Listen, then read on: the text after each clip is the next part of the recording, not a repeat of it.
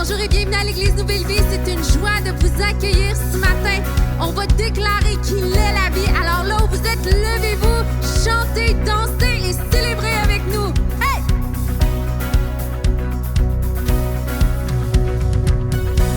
En ton nom, nous avons trouvé la vie éternelle.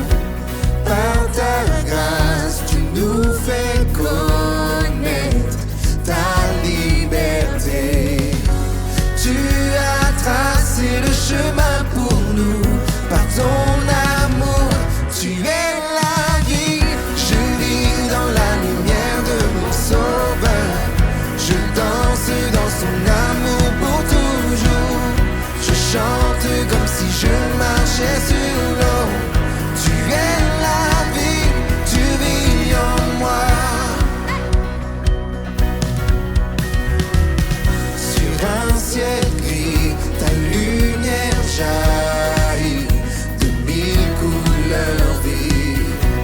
Par ta vie, oui, tu nous conduis, que toute la terre voit. Tu as tracé le chemin pour nous. Par ton amour, tu es la vie. Je vis dans la lumière de mon Sauveur. Je danse dans son amour pour toujours. Je chante comme si je marchais sur l'eau. Tu es la vie, tu vis en moi. Je donne ma vie pour te suivre, car ton amour seul me suffit. Tu es la vie, tu es la vie, tu vis en moi. Pour que ce monde puisse voir ta grâce, pour que ce monde puisse voir que tu es Dieu, à jamais sois élevé. Celui qui tient tout l'univers et chaque cœur qui bat sur toute la terre. Jésus, sois élevé. Tu es la vie, je vis dans la lumière de mon Sauveur. Je danse dans son amour pour toujours. Je chante comme si je marchais sur l'eau. Tu es la vie, tu vis en moi. Je donne ma vie pour te suivre, car ton amour seul me suffit. Tu es la vie, tu es la vie, tu vis en moi.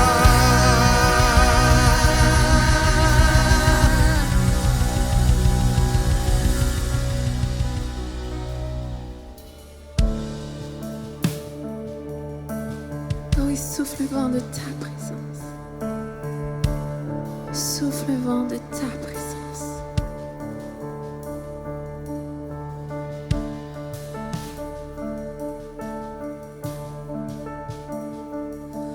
Le roi dans sa beauté, vêtu de majesté, la terre est dans la joie, la terre est dans la joie. Sa gloire resplendit, l'obscurité s'enfuit au son de sa voix, au son de sa voix.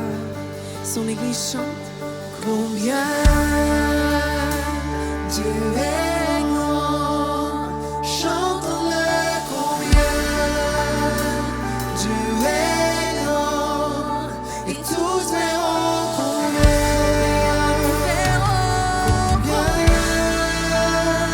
Dieu est grand.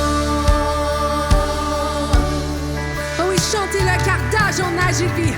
Car d'âge en âge il vit.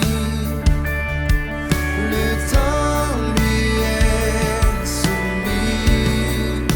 Comment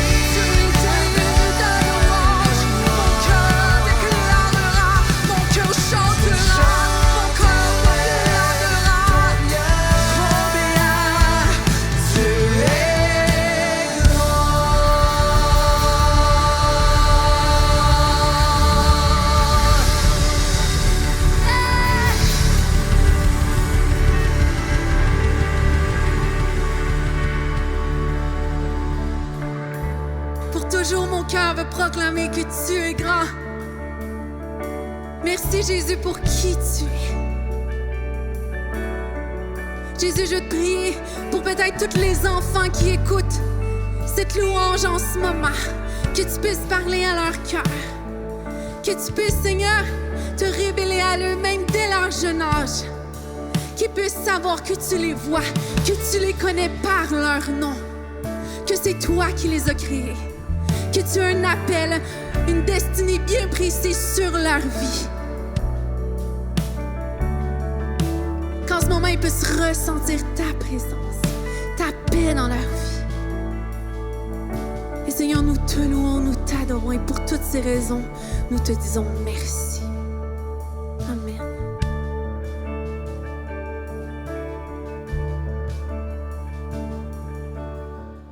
Comment séparer le bien du mal ? Tout commence par un choix. Devant le choix de ne croire qu'en lui ou en Dieu, l'homme a choisi. Et tout a changé, le plongeant dans un océan de confusion. Comment choisir ? Accepter ou refuser ? Continuer ou abandonner ? Se relever ou rester à terre ? Prendre ou donner ? Choisir l'orgueil avant l'humilité ? Être vrai ou mentir ? Aimer ou haïr ? Peu à peu, tout se mêle entre le bien et le mal. Comment les séparer ? Choisir, tout se résume à cela. Ma vie sera le reflet de mes choix. Et mes choix d'hier déterminent ma réalité d'aujourd'hui. Et ceux d'aujourd'hui formeront le paysage de demain. Comment séparer le bien du mal ? Tout commence par un choix.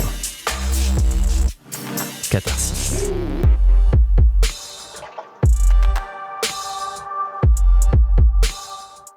Bonjour et bienvenue à la suite de votre série Catharsis, séparer le bien du mal, une série sur les choix.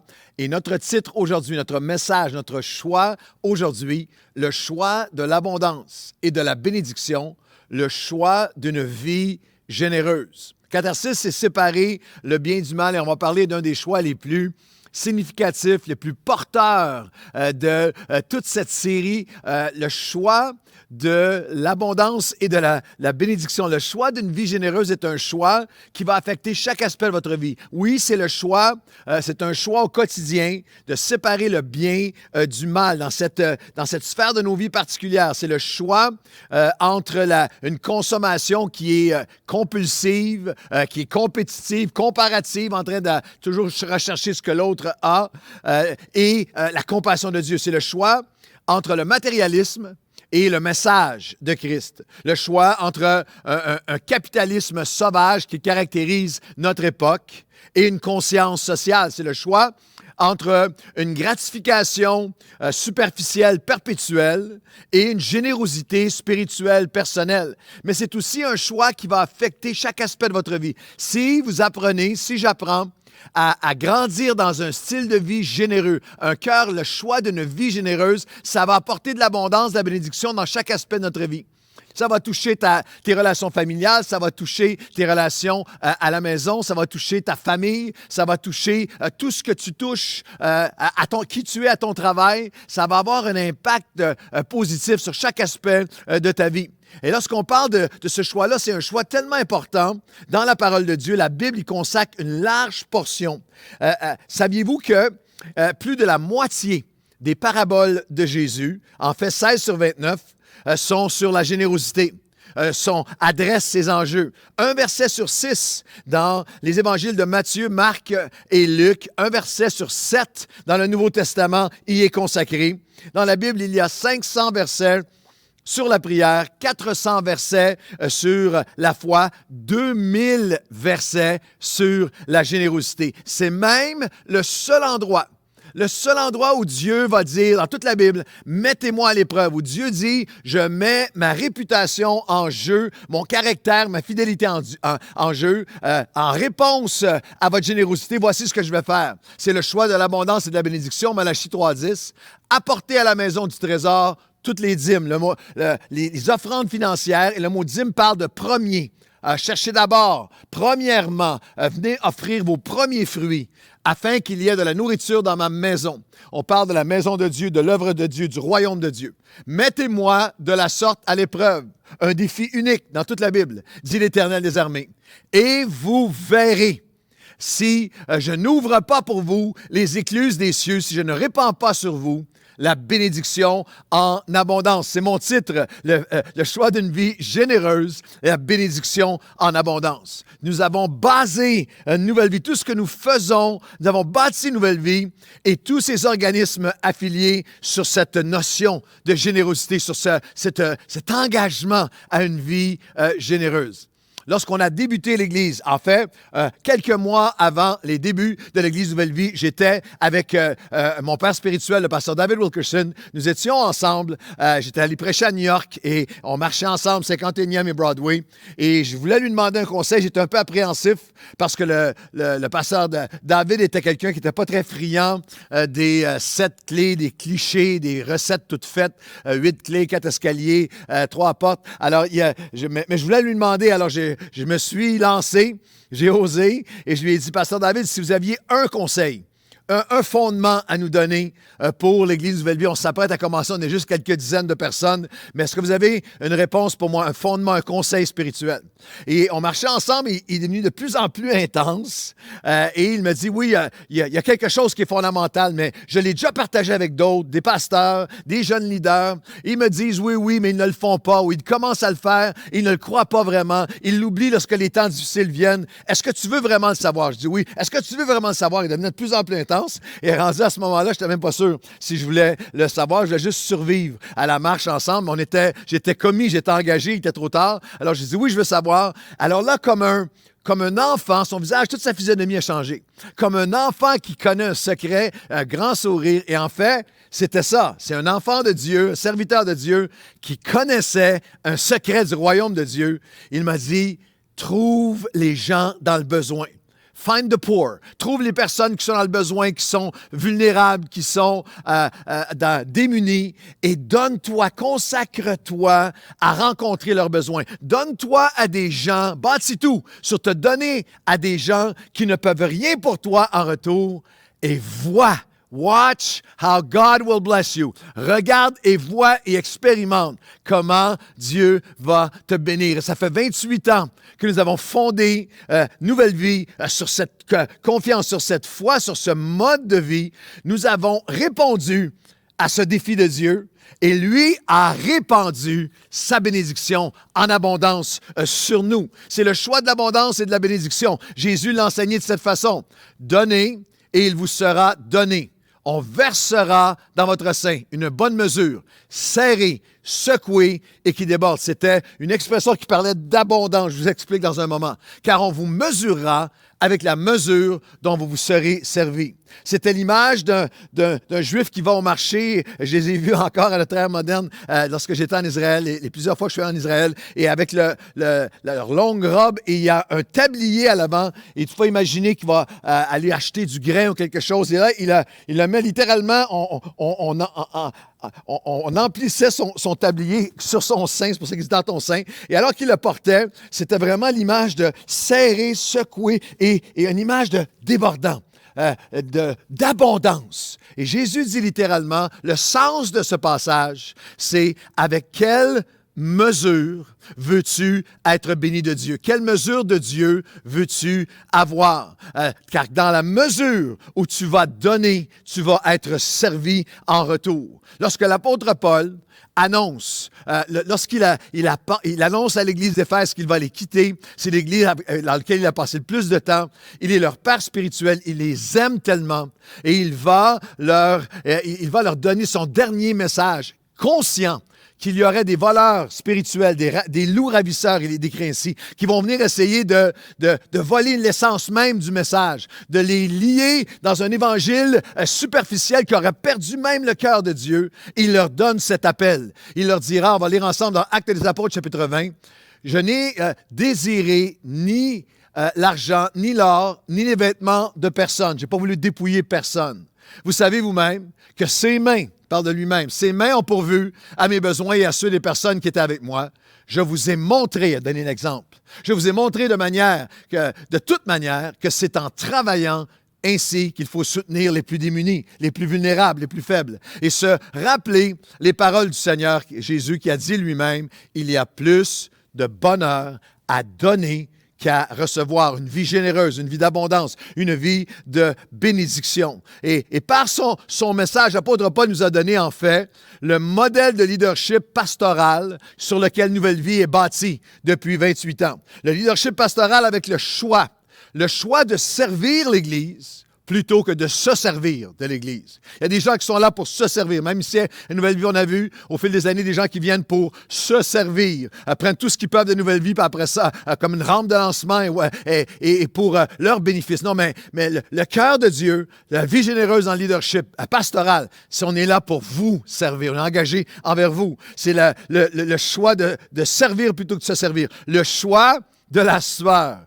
Oui. Il a dit, c'est en travaillant de ses mains. Vous avez vu comment que c'est en travaillant. Et nous avons fait le choix de travailler fort. Notre vie est consacrée à travailler, à se donner, à offrir notre meilleur pour rencontrer les besoins des gens, d'être généreux de nous-mêmes. C'est le choix de soutenir et de secourir ceux qui sont dans le besoin. Et c'est le choix qui connaît un secret spirituel qui peut produire le surnaturel. Il y a plus de bonheur, de bénédiction, d'abondance à donner qu'à recevoir. Carl Menninger est un psychiatre qui est très, très réputé aux États-Unis. Il a écrit plus de 40 livres il a sa clinique Menninger et ses écrits ont a aussi été publiés dans de nombreuses revues scientifiques et plusieurs articles sur le sujet sur différents thèmes de l'expérience humaine. Je vous lis un extrait sur la générosité. Il a écrit un article sur la générosité, la santé mentale et l'équilibre social et familial. Plus de bonheur à donner qu'à recevoir, dit Jésus. 7 raisons, Menninger écrit, par lesquelles les gens généreux sont susceptibles de mieux gérer le stress et d'avoir plus de succès. Il donne plusieurs raisons. Les gens généreux sont plus reconnaissants, ils sont plus positifs. Les gens généreux composent mieux avec le stress. Le matérialisme multiplie les tensions.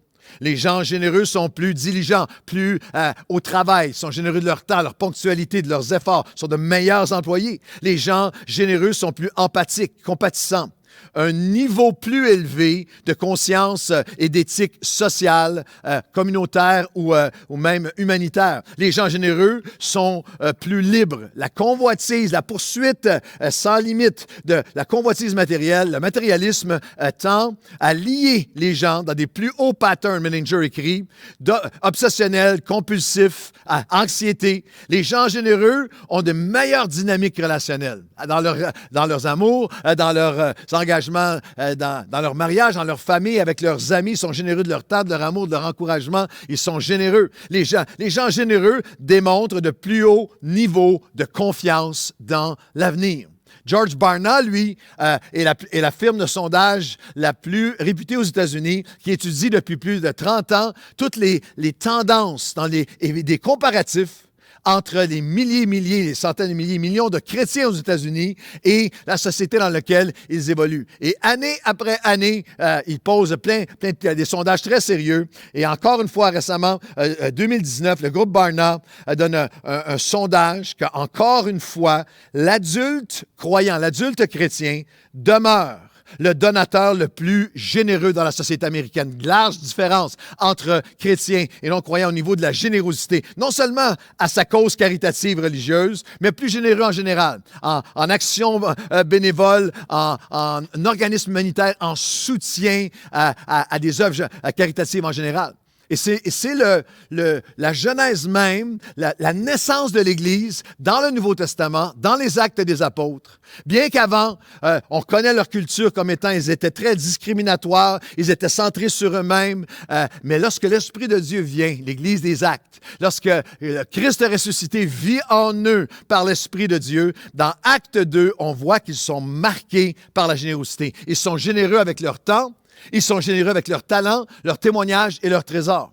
Ils sont généreux avec leur temps. On voit les mots assidus à tous les jours. Ils continuaient, ils persévéraient. On les voit investir du temps dans le royaume de Dieu. Ils étaient généreux avec leur talent. Ceux qui étaient, on persévérait dans l'enseignement des apôtres. Ceux qui étaient enseignants offraient leur talent. Mais rendu à Actes des apôtres, chapitre 6, il y a 25 000 croyants. C'est une ville dans la ville. Alors, tous les talents possibles sont mis d'organisateurs, de structures, d'hospitalité, de travail artistique, mais à notre ère moderne, médiatique. Alors qu'on va reprendre très bientôt en présentiel, qu'on commence graduellement à en reprendre en présentiel sur tous nos sites de Nouvelle Vie, nous allons encore une fois avoir besoin de centaines et centaines de bénévoles qui vont dire, moi je m'en viens offrir avec générosité mes talents pour le royaume de Dieu. Ils étaient généreux avec leur témoignage. Oui, ils étaient ensemble, assidus, prières, louanges, communion fraternelle, mais aussi, nous lisons dans Actes 2, 47, qu'ils trouvaient grâce, faveur auprès du peuple, et le Seigneur ajoutait à l'Église ceux qui étaient, chaque jour, ceux qui étaient sauvés. Ils n'étaient pas nombrilistes. Ils n'étaient pas consommateurs spirituels, tournés sur eux-mêmes. Ils avaient un cœur pour l'extérieur. Dans leur témoignage, ils avaient trouvé faveur et touchaient la communauté par leur générosité. Et alors, le Seigneur ajoutait à l'Église ceux qui étaient sauvés. C'est ce qui prend place à Nouvelle Vie depuis 28 ans, même pendant la pandémie. Lorsque nous constatons avec émerveillement qu'au début de la pandémie, il y avait 12 000 abonnés YouTube sur notre chaîne YouTube, 12 000 personnes qui suivaient. Maintenant, plus de 62 000. À chaque semaine, chaque mois, on reçoit des témoignages de gens des gens de leur famille et eux-mêmes, qui nous suivent sur les médias sociaux et qui nous témoignent spécifiquement avoir été impactés en premier par la passion humanitaire, la générosité extravagante de Nouvelle Vie, pour par la suite ouvrir leur cœur au message de Christ. Ils étaient généreux avec leur temps, leur talent, leur témoignage, et généreux avec leurs trésors, avec leurs ressources, avec leurs sous, avec leurs dimensions matérielles. Il y a des mots magnifiques dans Actes 2 et 4, qu'ils avaient tout en commun, qu'ils ne permettaient pas, il n'y avait aucun indigent parmi eux, ils avaient un besoin, ils faisaient de leur mieux pour le rencontrer. Et il y a même des noms d'individus. On nous parle d'un homme qui s'appelle Joseph, qui vient et qui apporte son trésor, qui apporte ses ressources pour rencontrer des besoins. Et on lui a donné un surnom, Joseph, Acte 4, Joseph, qu'on a surnommé Barnabas, le fils de la générosité, le fils de l'encouragement. Et c'est une bonne question. Quel surnom est-ce qu'on vous donnerait à vous? Est-ce qu'on vous surnommerait comme chrétien le fils de l'encouragement? Je prie, nous nous donnons corps, âme et esprit afin que Nouvelle Vie soit caractérisée par la générosité. L'Église de la générosité, d'un style de vie généreux à l'image du cœur de Dieu.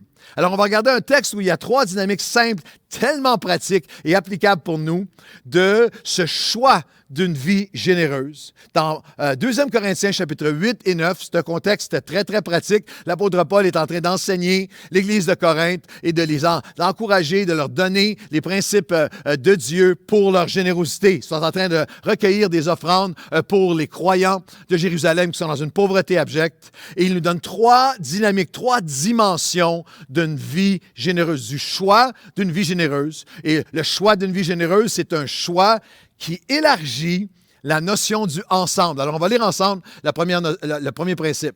Nous vous faisons connaître, 2 Corinthiens 8, 1 à 5. Nous vous faisons connaître, frères, la grâce de Dieu qui s'est manifestée dans les églises de la Macédoine. Au milieu de beaucoup de tribulations qui les ont éprouvées, leur joie débordante et leur pauvreté profonde ont produit avec abondance de riches générosités de leur part. On continue. Ils ont, je l'atteste, donné volontairement, selon leurs moyens, et même au-delà de leurs moyens, nous demandant avec de grandes instances, la grâce de prendre part à l'assistance destinée aux chrétiens. Et non seulement ils ont contribué comme nous l'espérions, mais ils se sont d'abord donnés eux-mêmes au Seigneur, puis à nous, par la volonté de Dieu. C'est un choix qui élargit l'ensemble. Paul écrit à la plus grande église du Nouveau Testament, l'église de Corinthe, et leur donne cette instruction et il parle de libéralité. C'est un mot qui associe 2 notions. En grec, libéralité était générosité avec sincérité. Tu es sincère dans ta générosité. Il y avait eu des abus des manipulateurs qui avaient abusé d'eux, les avaient exploités, des leaders religieux qui les avaient exploités, comme ça existe encore aujourd'hui. Et l'apôtre Paul ne le nie pas, et moi non plus. Il le reconnaît, mais le rappelle qu'une vie généreuse est un élément central de l'expression d'une vie chrétienne authentique dans la volonté de Dieu. Le mot libéralité, c'est vraiment générosité sincère. C'est l'antonyme, le contraire absolu de la duplicité et de l'hypocrisie. Il leur donne en exemple les chrétiens de Macédoine qui seraient aujourd'hui dans le nord de la Grèce, et il leur donne exemple de ces croyants et qui ont donné avec une générosité extraordinaire aux chrétiens de l'Église de Jérusalem, et toute cette ville de Jérusalem, où à ce moment-là traversait une période de persécution, de pandémie, d'épidémie, de famine, de misère et de pauvreté extrême. Les historiens de l'époque en parlent. Et ce qui est saisissant, c'est que l'Église des Macédoniens qu'ils donnent en exemple ont donné alors qu'ils étaient eux-mêmes dans un état de grand besoin. Une joie débordante à donner, à être généreux, malgré leurs besoins et pauvreté profonde. Ils ont produit une générosité extraordinaire. Ils ont donné, dit Paul, ils ont fait le choix de donner sincèrement et avec sacrifice. Sincèrement, selon leurs moyens, et avec sacrifice, même au-delà de leurs moyens. J'ai j'ai lu un témoignage que quelqu'un m'a envoyé de notre Église. Je ne nommerai pas leur nom, mais je les remercie de leur transparence à partager ce témoignage magnifique. C'est un couple de professionnels de notre Église qui, pendant l'année de pandémie, se sont joints, comme des centaines d'autres, à un groupe Zoom, Nouvelle Vie, où des gens, et ils ont découvert, ils ont un groupe extraordinaire. À chaque semaine, ils ont un moment Zoom ensemble. Et il y avait dans le groupe une femme qui ne connaissait pas avant, une mamie de 78 ans, et se sont liés d'amitié avec elle. Et finalement, on commençait à faire des choses pour elle pendant la pandémie, aller lui porter des choses, s'occuper d'elle à différents niveaux. Et un jour, le lien s'est lié. C'est une femme qui était seule, loin de sa famille, avec peu de personnes dans sa famille. Et il y a tellement un lien qui s'est développé qu'à un moment donné, la dame leur a demandé, une des choses que j'ai besoin que vous m'aidiez, c'est que je ne sais pas comment faire un don en ligne à mon Église, à Nouvelle Vie. Elle n'avait jamais fait ça avant. Alors, ils l'ont aidé. C'était très confidentiel, puis il était très touché de la confiance. Puis elle a dit, ben non, moi, merci, c'est vous qui m'aidez. Puis alors le monsieur m'écrit avec la permission de la dame, alors qu'il lui montrait comment faire, cet homme de l'Église m'a dit, et son épouse m'a dit, on a été tellement touchés par les montants qu'elle donnait. Elle a très, très peu de revenus. Puis bien sûr, c'est des montants qui étaient en chiffres, en montants bien inférieurs à ce qu'eux pourraient et pouvaient donner et donnaient.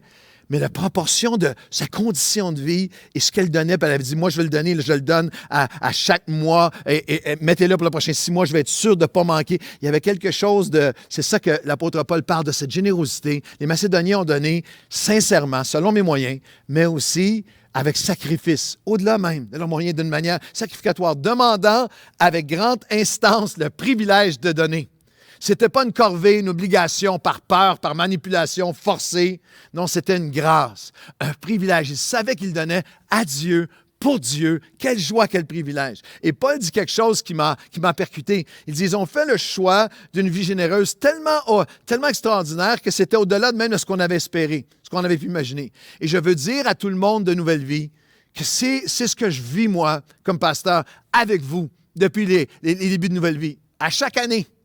Assez ému, émerveillé, souvent défié, tellement ébloui par votre générosité, ensemble, au-delà de tout ce qu'on peut imaginer. Lorsqu'on a débuté Nouvelle Vie, quelques dizaines de personnes, nous n'aurions jamais pu imaginer que notre générosité ensemble, pour prendre les mots de Paul, que le choix d'élargir ensemble va produire avec abondance de riches libéralités, des choses inimaginables, au-delà de ce qu'on espérait, qu'on aurait pu imaginer. On n'aurait pas pu imaginer qu'à travers tous les organismes que nous soutenons, humanitaires, communautaires, locaux, nationaux et internationaux, que 15 000 personnes par mois seraient nourries, seraient vêtues. On n'aurait pas pu imaginer, jamais pu imaginer, peut-être que vous n'avez jamais réalisé que depuis les débuts de Nouvelle Vie jusqu'à aujourd'hui, ensemble, année après année, ensemble de manière cumulative, nous avons donné vers l'extérieur la valeur de ce que nous avons aidé à distribuer, contribué à distribuer, et de plus de 150 millions de dollars. Alors, il y a cette notion qu'ensemble, lorsqu'on laisse Dieu élargir notre cœur, vers l'ensemble. Parce que les Macédoniens ont donné malgré leurs propres besoins. Pourquoi? Parce qu'ils comprenaient qu'il n'y aura jamais une saison où je n'ai pas de besoin. Lorsque je suis, on l'a tous vécu, moi je l'ai vécu, que ce soit, je m'en vais au collège, on fait les études collégiales, les études universitaires, alors là, on est pauvre et c'est l'appartement, vit dans un 1,5 avec un coloc et après ça, il faut payer les études, il faut rembourser les prêts étudiants. Puis après ça, c'est le premier appart. Puis après ça, c'est le marché du travail. Puis après ça, c'est je vais me marier, je vais fonder une famille. Et après ça, bien c'est sûr, c'est le premier condo, c'est la maison, c'est les paiements, c'est les enfants, c'est le sport, c'est le hockey, c'est les ados, c'est les jeunes adultes, c'est leurs études collégiales. Tu penses que ça finit à 18 ans? Non, c'est un marathon, c'est un engagement de vie. Et après ça, c'est leurs études, leur futur, on les aide. Et après ça, ça va être la pré-retraite, ma retraite. Il n'y a jamais un moment où je ne suis pas dans le besoin moi-même. Et ils ont donné avec un cœur élargi. Le ensemble s'est élargi. Ils ont commencé à donner à distance à l'Église de Jérusalem, des gens qui étaient en famine, à 1500 km d'eux, qu'ils n'avaient jamais rencontrés, des gens qui ne pourraient rien leur apporter, des gens avec qui ils n'avaient culturellement rien en commun, des chrétiens judaïsants, juifs, eux, des chrétiens non juifs, mais il y a l'ensemble de Dieu. Ton besoin est devenu le mien. Il y a un ensemble qui est là, sans relâchement, malgré le fait que bien des chrétiens autour d'eux avaient arrêté de donner. L'apôtre Paul, il fait allusion, il y en a qui ont bien commencé, qui avaient arrêté, mais on dit non, nous, on est ensemble. Dieu élargit le ensemble. Ensemble avec les 15 000 personnes par mois qui sont nourries et vêtues. Ensemble avec des gens dans le CHSLD. Ensemble avec les communautés autochtones. Ensemble avec Haïti. Ensemble avec une douzaine de pays les plus défavorisés du monde. Ensemble avec des jeunes qui sont à la rue, aux prises avec les proxénètes, la criminalité, la délinquance. Ensemble avec eux. Les Macédoniens ont fait le choix d'une vie généreuse, d'un ensemble élargi, parce qu'ils ont compris que lorsqu'on reçoit la grâce de Dieu, lorsqu'on s'offre à Dieu, on doit répondre avec générosité. Ayant reçu la grâce de Dieu, ils se sont offerts eux-mêmes, offert leur vie à Dieu. On a lu le texte pour par la suite commencer à contribuer. Si on regarde la diapo suivante, je l'atteste, nous avons engagé Tite à achever chez vous cette œuvre de bienfaisance comme il avait commencé.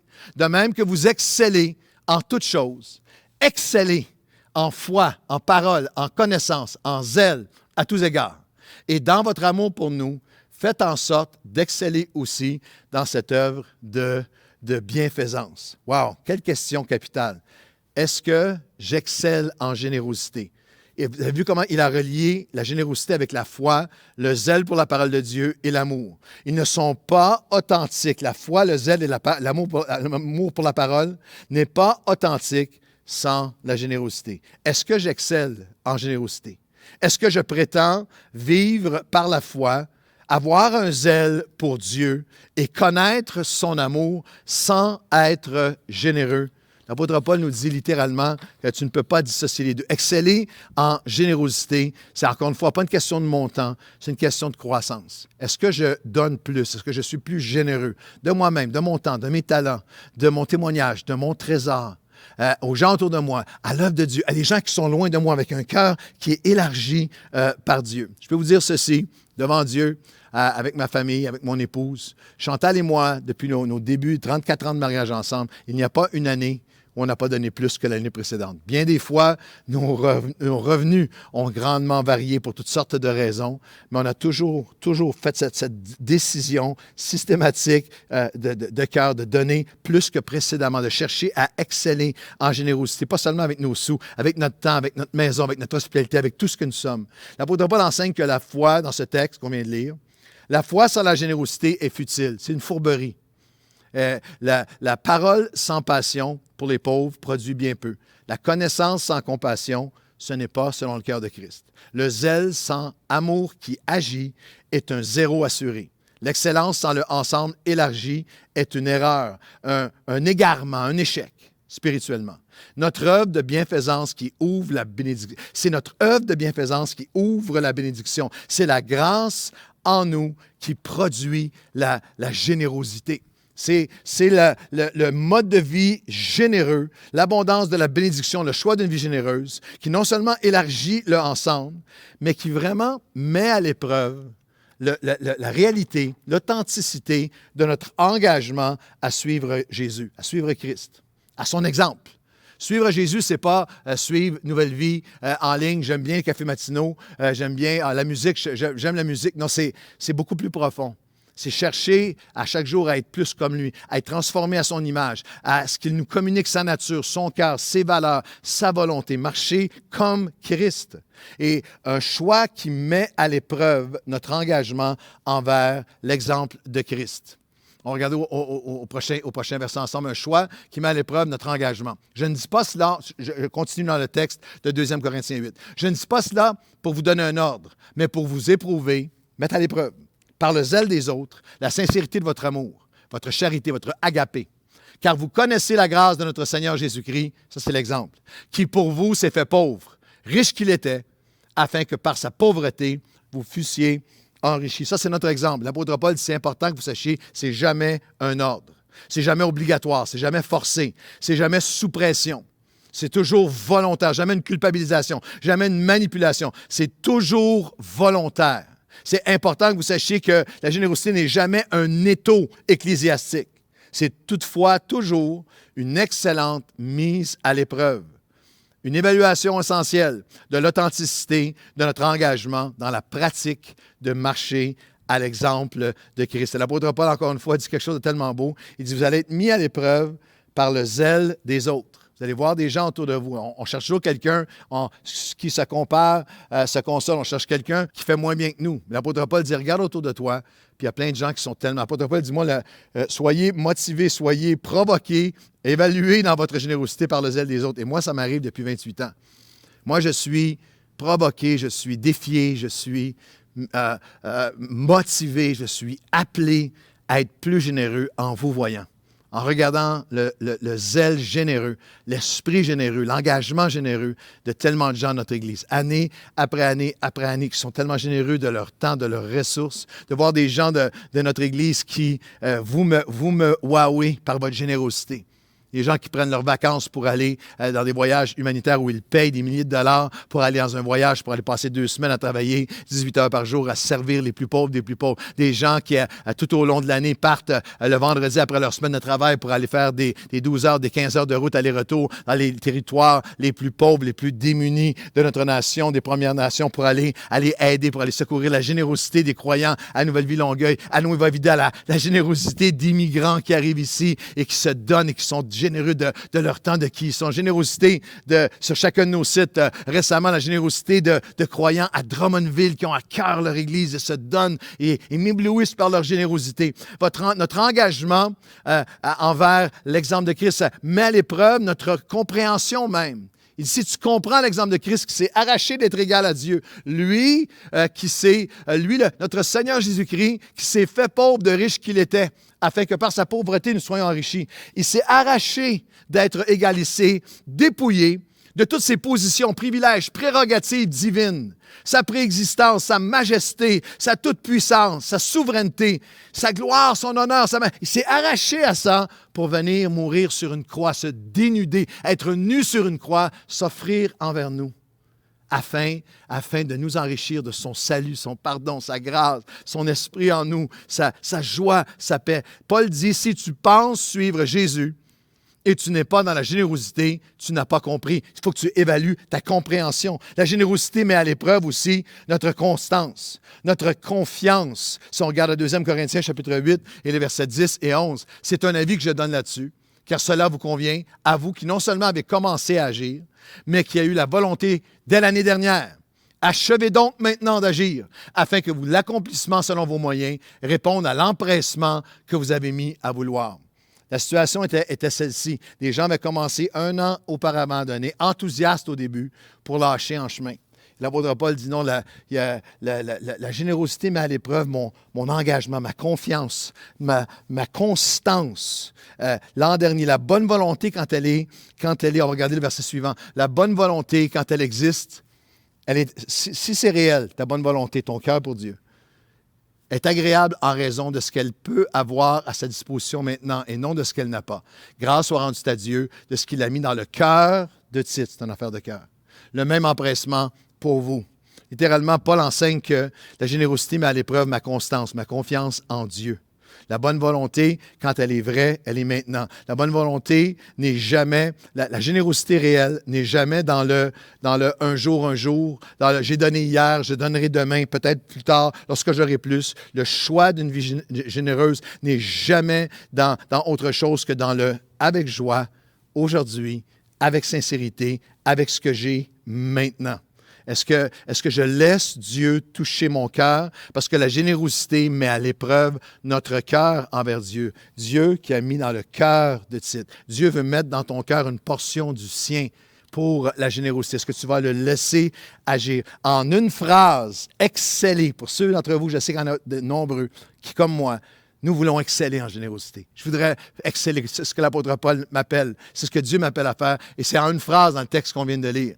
C'est l'amour qui agit afin d'achever, d'accomplir et de lui être agréable. C'est l'amour qui agit afin d'achever, d'accomplir. C'est toujours un fondement d'amour. Votre amour est relié avec l'amour et avec la foi. On peut donner sans aimer, mais on ne peut pas aimer sans donner. Et c'est toujours un amour en action.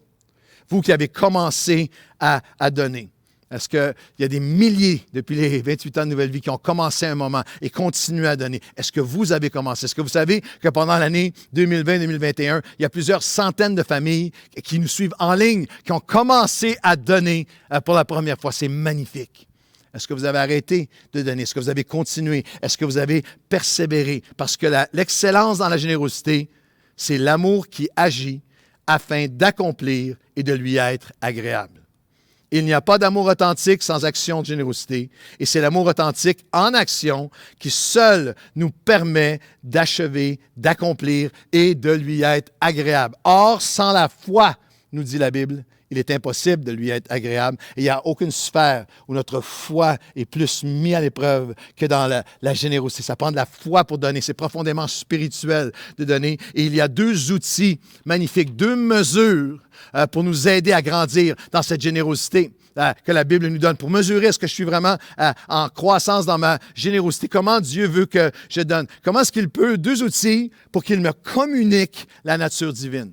Parce que notre nature humaine du départ, prenez les enfants, moi j'ai eu 3 enfants, une fille adoptive, 2 petits-enfants, et les premiers mots de nos enfants, papa, maman, les premiers mots sont beaucoup plus, c'est à moi. À moi. Regardez les enfants qui jouent ensemble, et voici la philosophie de générosité d'un enfant pur, un enfant beau, innocent, il est tellement pur. La philosophie de générosité d'un enfant, si c'est dans ma main, c'est à moi. Si c'est dans ta main, tu le vois jouer avec ses amis. Si c'est dans ta main, c'est à moi. Si je le vois, c'est à moi. Si je le veux, c'est à moi. Si tu mets ton jouet par terre, je le prends, c'est à moi. Si je mets mon jouet par terre, c'est à moi. Si je brise mon jouet, c'est à toi. La parole de Dieu nous donne 2 modes pour évaluer, mettre à l'épreuve ma générosité. Voici comment nous entrons dans un chemin où on excelle dans la générosité. C'est le choix d'une générosité proportionnelle et systématique. Proportionnelle. Car il s'agit de vous exposer non de vous exposer à la détresse pour soulager les autres, mais de suivre une règle de justice et d'égalité. Dans la circonstance présente, votre superflu pourvoira à leurs besoins. L'apôtre Paul nous enseigne que Dieu n'est pas comme le télévangéliste ou le bishop, ou l'apôtre, ou le pasteur manipulateur qui te promet richesse et guérison si tu vides ton compte de banque et te ruines même à crédit pour son ministère. Non. L'apôtre Paul dit, c'est pas du tout, il ne s'agit pas de vous exposer à la détresse. C'est une générosité qui est proportionnelle. Chacun avec sa capacité, avec joie. Chacun a sa capacité, une règle d'égalité, de justice. Que littéralement, ce qui me motive, c'est que d'autres puissent avoir accès, que des enfants puissent avoir accès à de l'eau, à l'école, à des familles, à la nourriture, à la sécurité, à un toit, à un avenir, à un futur. C'est une règle que ce que mes enfants ont, ce que moi j'ai, que d'autres puissent y avoir par la grâce de Dieu, accès, c'est le cœur de Dieu. C'est un choix d'une générosité qui est proportionnelle et systématique. 1 Corinthiens 16, 1 et 2. Pour ce qui concerne la collecte en faveur des croyants, agissez vous aussi, c'est en action, comme je l'ai ordonné aux églises de la Galatie, ce commandement. Que chacun de vous, le premier jour de la semaine, mette à part, chacun de vous, il n'y a pas d'exception, mais met à part, le premier jour de la semaine, ce qu'il pourra, c'est proportionnel, selon sa prospérité, afin qu'on n'attende pas mon arrivée pour recueillir les dons.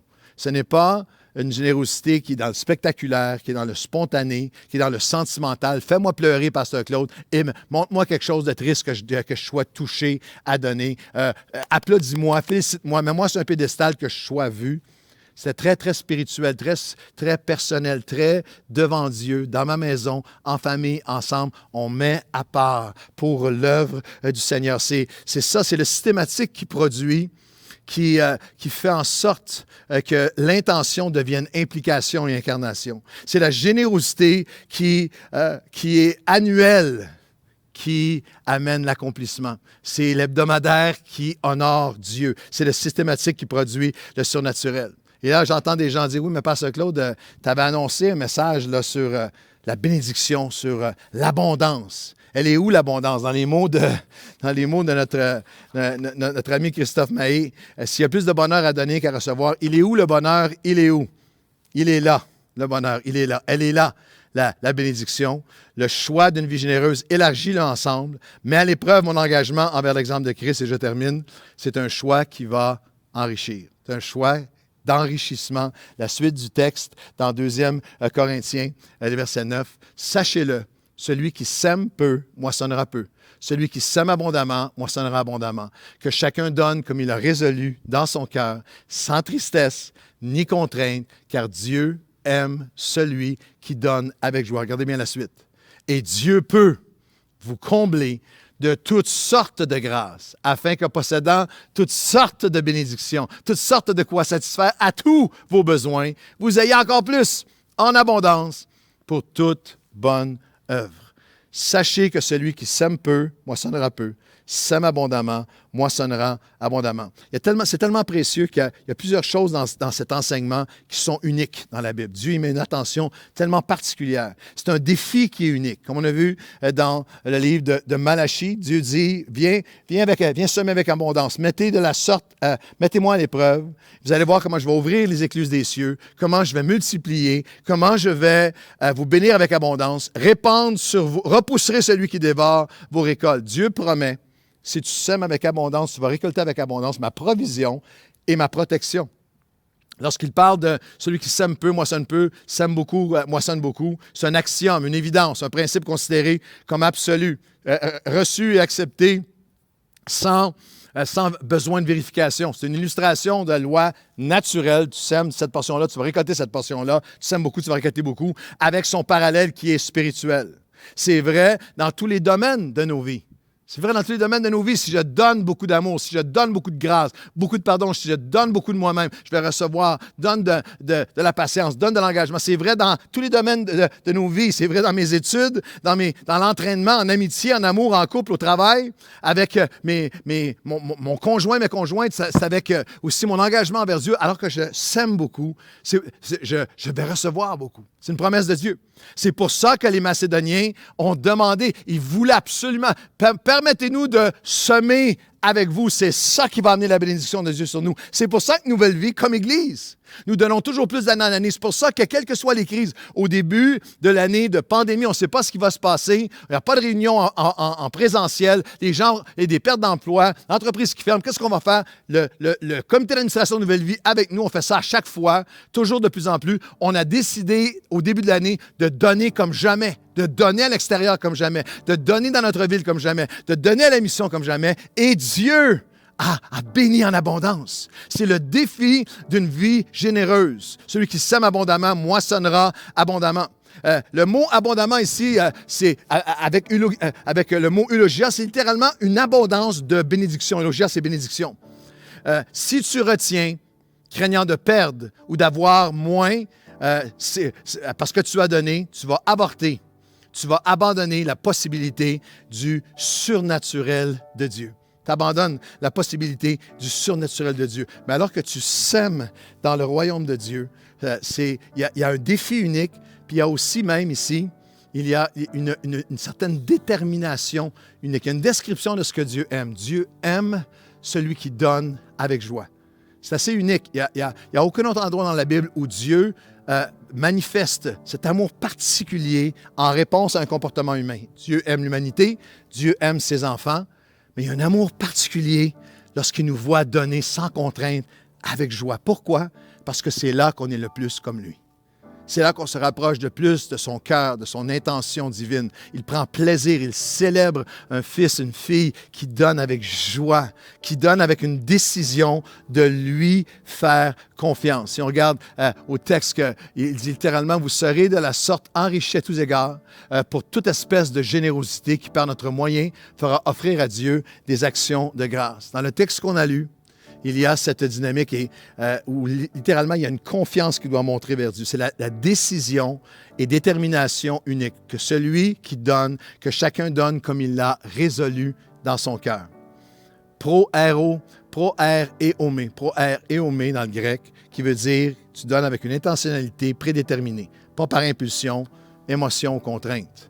Il y a un engagement de cœur. Pourquoi? Parce que l'engagement de générosité est celui qui est le plus facile à abandonner. Alors, il y a une résolution dans ton cœur. Tous les superlatifs de Dieu sont là. Je vais pourvoir à tous les besoins, en toutes choses, de quoi satisfaire à tous tes besoins. Et la question est, est-ce que tu crois que Dieu peut? Et Dieu qui peut va... Alors, c'est toute une question de confiance. Est-ce que je suis prêt? Je suis prêt à entrer dans ce défi unique, cette description unique, cette détermination et décision unique, parce qu'il y a un désir unique. Avez-vous saisi quoi? On donne afin d'offrir, vous allez être enrichis. Pourquoi? Afin d'enrichir d'autres. À tous égards, pour toute espèce de générosité qui, par notre moyen, fera offrir à Dieu des actions de grâce. C'est le dernier verset de la journée. Car le secours de cette assistance, non seulement pourvoira aux besoins des chrétiens, mais il est encore une source d'abondance de nombreuses actions de grâce envers Dieu. En considération de ce secours dont ils font l'expérience, il y a des gens qui glorifient Dieu, remercient Dieu de votre obéissance dans la profession de l'Évangile et de la générosité et libéralité de vos dons envers eux et envers tous. C'est un désir très particulier. Les gens, la majorité des gens, cherchent l'abondance pour eux-mêmes. Mais Dieu dit, il y a un peuple sur cette terre qui va avoir un désir particulier d'être enrichi afin de pouvoir enrichir d'autres, d'apporter littéralement le secours de Dieu à d'autres. C'est le cœur de tout ce qu'on fait. Rencontrer les besoins les plus démunis qui vont expérimenter, grâce à vous, le secours de Dieu. Ils vont remercier Dieu. C'est ce qui prend place depuis 28 ans partout à travers notre ville, notre nation et le monde. Des gens qui remercient Dieu que vous avez fait plus que professer l'Évangile de Christ. Vous avez fait le choix d'une vie généreuse, d'enrichir afin d'être enrichi afin d'enrichir d'autres. Puis il y a plein de choses cette année qui vont prendre place à cause de votre générosité. Continuer et augmenter le nombre de personnes à travers tous les organismes qu'on soutient, 15 000 et plus, qui vont être nourris, logés, aidés, protégés, l'œuvre missionnaire, l'œuvre auprès des Autochtones, mais aussi l'œuvre sur nos 6 sites. Mais je vais terminer en vous disant un projet particulier qu'on met devant vous en terminant cette année, que le secours de l'Évangile puisse aller rejoindre la ville de Drummondville pour l'implantation de Nouvelle Vie Drummondville. Le pasteur David Mondor et son épouse Lison sont nos pasteurs là-bas. Aujourd'hui, ils ont une réunion présentielle là-bas. À Pâques aussi, on a trouvé les locaux qu'on va aménager dans les prochaines semaines et on dit à la ville de Drummondville, bienvenue chez vous. Une salle avec 250 places, sanctuaire. L'investissement initial, un investissement de 350 000 $. La location d'un site accueillant 250 personnes. L'aménagement et rénovation pouponnière, 5 étoiles pour les enfants. Des classes aménagées avec les services pour les enfants. Le sanctuaire, les chaises, la sonorisation, les éclairages, les caméras, la bureautique, l'informatique. Ça prend tout ça. Pourquoi? Pour être une église d'impact, afin que des milliers dans la ville de Drummondville puissent dire « Nous remercions Dieu pour le secours de Dieu que nous avons reçu grâce à votre obéissance dans la profession de votre foi. Et Seigneur, nous voici. On s'offre à toi aujourd'hui. Nous te demandons, élargis nos cœurs, que nous soyons comme jamais ensemble par notre générosité avec tous ceux qui souffrent. Et Seigneur Dieu, maintenant, que tu nous amènes dans cette dimension où, à travers notre vie généreuse, le choix d'une vie généreuse, nous puissions rejoindre des multitudes, une personne à la fois, qui vont expérimenter le secours de Dieu. Au nom de Jésus, Amen et Amen. Venez, marchez avec nous pendant toute cette prochaine année dans une vie généreuse. Alors que l'équipe d'adoration chante, Nouvelle Vie Worship chante, combien Dieu est grand, nous allons vivre et expérimenter l'abondance de sa bénédiction par des vies généreuses à la grandeur de notre Dieu. Combien Dieu est grand, chante-le combien Dieu est grand, et tous verront combien Dieu est